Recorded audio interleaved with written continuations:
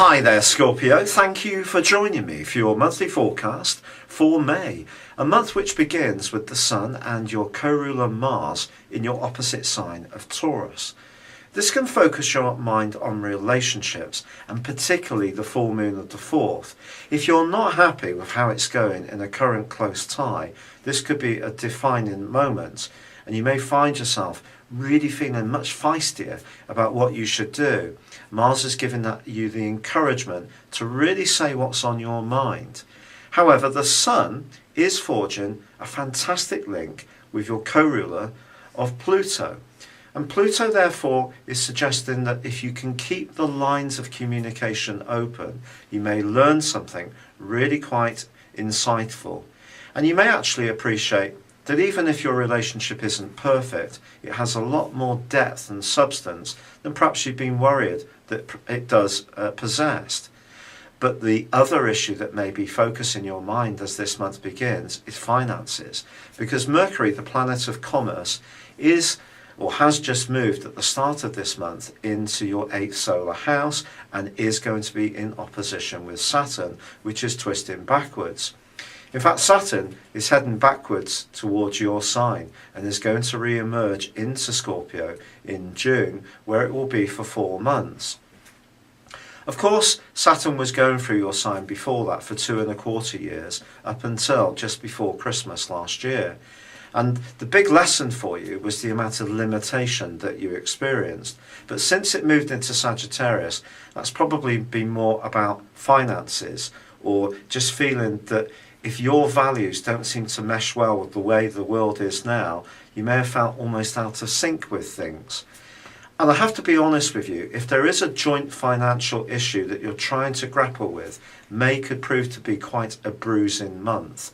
And you might really have to be quite assertive in order to get what you see as being rightly yours, especially if there's anything to do with legalities involved. And yet, the Sun and Jupiter square up in week 1, giving you a little bit of a sense that if you're confident enough, you can come out of this well, and perhaps you will. I'm just being realistic with you, because once Venus moves, it moves on the 8th, it's going to ask you to be much more conscious of the truth of relationships. However, once Mars moves on the 12th, it too goes into an opposition with Saturn, and then that's going to be followed by the Sun on the 21st, also in opposition with Saturn. And all of this can help or make it seem to you that someone seems to be constantly trying to block what's rightly yours, or what you see as justice in any kind of shared situation. But equally, it could make you mindful of the lack of sexual compatibility or charisma between you and someone you're close to. Or if you're footloose and fancy 3, make you aware that something's missing from your life. If finances generally are not flowing well for you, there could be a tendency to see your glass as half empty this month. But it can be one you can resist. It is a choice. And certainly with Venus moving into Cancer, I do feel that there can be opportunities from the 8th to have some fantastic conversations. And if you are looking to meet someone new, someone who's very different to you, could really prove to be quite attractive and alluring. However, from the 19th to the 26th, Venus does go in opposition with Pluto. If you're travelling, going on a holiday, you could have something of a romantic fling. On the other hand, this can give you the desire to really understand what's going on in a tie which is not working very well. And you could ask some extremely searching questions and refuse to take no for an answer. However, once the Sun does move, it is going to give you a sense that some things in your life may need to renew, and therefore some things may need to fade away.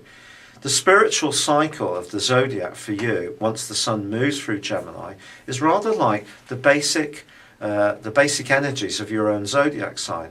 It is this always sense that you go through life, you can be very focused, committed to situations, and then they just seem to come to natural ends, and then very dramatically will change. And there could be some more of that before the end of this month. How it will pan out exactly is down to your unique circumstances.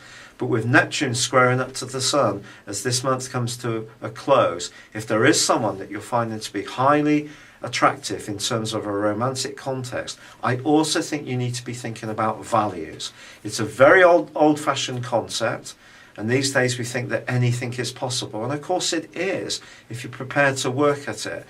But if there's someone that you don't really understand their values and they struggle with yours, it may be better just to compromise and let things go rather than try to pulverize yourself into the ground to try to reach a solution. Sometimes in life, it is important to understand about timing, and that could be the hidden lesson of this month. But do hold on to the 18th, when the new moon suggests that the people who are really special and really important for you will come through this month.